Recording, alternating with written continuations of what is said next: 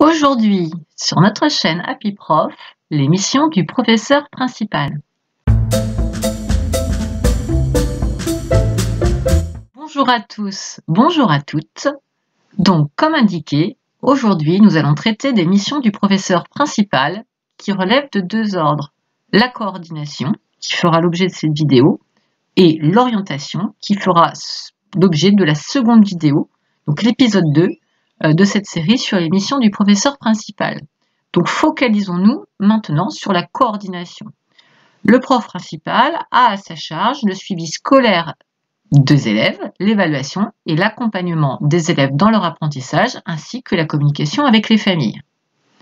Il a aussi en charge l'accompagnement des élèves à besoins particuliers et pour finir, il assurera aussi la coordination et l'implication de ces élèves dans la vie de la classe et de l'établissement. Alors, qui peut être professeur principal? Eh bien, tout le monde. D'abord, on peut se porter volontaire auprès de son chef d'établissement.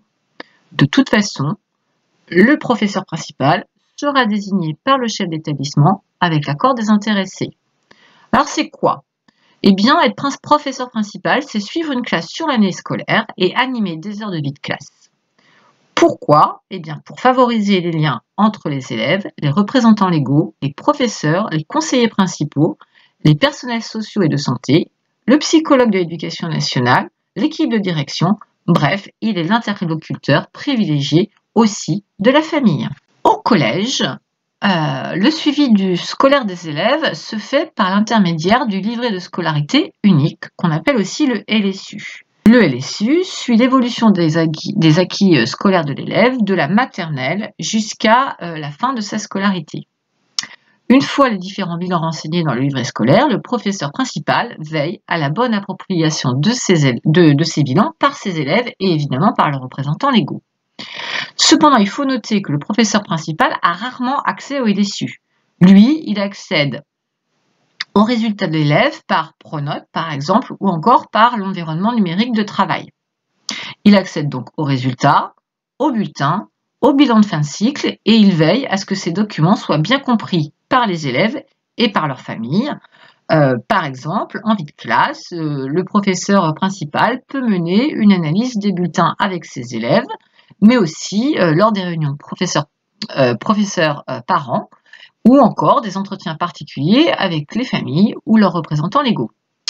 Dans le cadre des dispositifs d'accompagnement des élèves, par exemple devoirs faits, le professeur principal peut être amené à faciliter les liaisons entre les temps de travail dans l'établissement, dans la classe et hors la classe, en assurant notamment le suivi des élèves concernés et en essayant de veiller à la répartition de la charge de travail sur la semaine. En lycée, en classe de seconde, le professeur principal exploite avec l'équipe pédagogique les résultats obtenus au test de positionnement et repère ainsi avec ses collègues pour chaque élève les besoins les plus urgents pour mettre, quand cela est possible, en place l'accompagnement personnalisé. En seconde aussi, sous l'autorité du chef d'établissement, le professeur principal doit, sur la base des résultats obtenus et en lien avec le psychologue de l'éducation nationale et l'équipe pédagogique, guider l'élève dans ses choix de spécialité ou de série, et aussi le cas échéant dans celui des options proposées en première.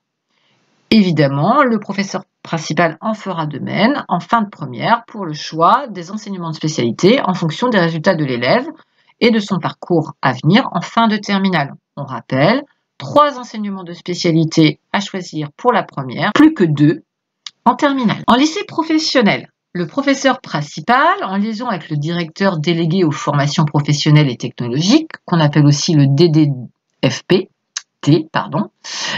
et l'ensemble de l'équipe pédagogique, le professeur principal assure pour sa classe la coordination pédagogique entre l'enseignement général et l'enseignement professionnel. Il veille aussi à la coordination sur le plan pédagogique des périodes de formation en milieu professionnel. Ainsi, au sein de l'équipe pédagogique, il participe à la préparation, au suivi et à l'évaluation de ces périodes de formation au milieu professionnel. Alors, le professeur principal doit aussi pouvoir être en mesure de suivre les élèves à besoins éducatifs particuliers. À tout moment de la scolarité d'un élève, un accompagnement pédagogique spécifique peut être apporté aux élèves qui manifestent des besoins éducatifs particuliers. Le professeur principal assure pour sa classe un suivi de cet accompagnement mis en place par les équipes pédagogiques en associant l'élève et ses représentants. Alors, de quel dispositif parle-t-on? Alors, vous les voyez s'afficher à l'écran. Je vous souligne qu'il y a une petite vidéo qui décrit exactement quel dispositif pour quel type de problématique élève. Donc, on a le PAP, le plan d'accompagnement personnalisé, le PAI, le plan d'accueil individualisé. Il y a aussi le PPRE, le programme personnalisé de réussite éducative. En lycée, en liaison avec le CPE, l'équipe de direction, le professeur principal est amené à donner une information à l'élève et à sa famille concernant les dispositifs de remise à niveau destinés à éviter un doublement ou encore les stages passerelles prévus lors des changements de voie d'orientation en cours de seconde ou en fin de seconde pour qu'il soit possible de les mettre en œuvre pour la première. Le professeur principal va aussi se charger de l'implication de ses élèves dans la vie de la classe et de sa propre implication en tant que professeur principal dans la vie d'établissement. Alors au sein de sa classe, déjà le professeur principal va veiller à l'accueil de tous les élèves. Il favorise la communication et organise et anime des heures consacrées à la vie de la classe, voire à gérer les conflits concernant les élèves de sa classe avec le CPE, le personnel des directions, en ayant aussi recours à des personnes extérieures si nécessaire. Il organise, et ça c'est très important, l'élection des délégués. Pour ce faire, il rappelle les attributions du conseil de classe, le rôle des délégués qui sont chargés de représenter les élèves en toutes circonstances.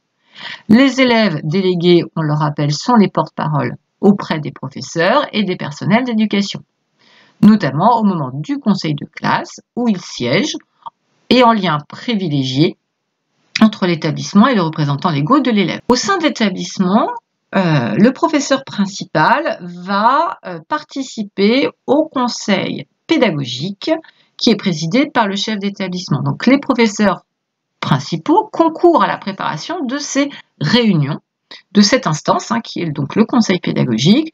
Il recueille avec les professeurs des champs disciplinaires les besoins, les projets des équipes pédagogiques. Cette vidéo est maintenant terminée.